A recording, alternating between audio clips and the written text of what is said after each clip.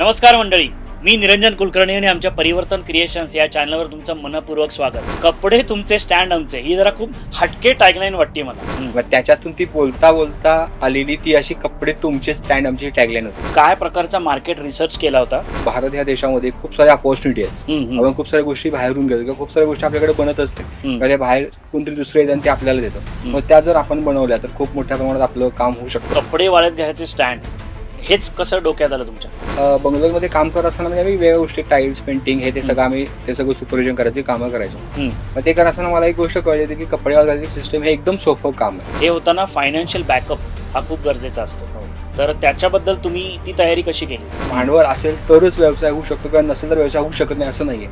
तर माझं असं म्हणणं आहे की पहिल्यांदा आपली इच्छाशक्ती जबर पाहिजे. यशाची व्याख्या काय? What is the definition of success? माझी यशाची व्याख्या ही 2 पार्ट मध्ये क्रिएट होते. तर आपण आता बघूया काय सोल्युशन त्यांच्याकडे आहेत.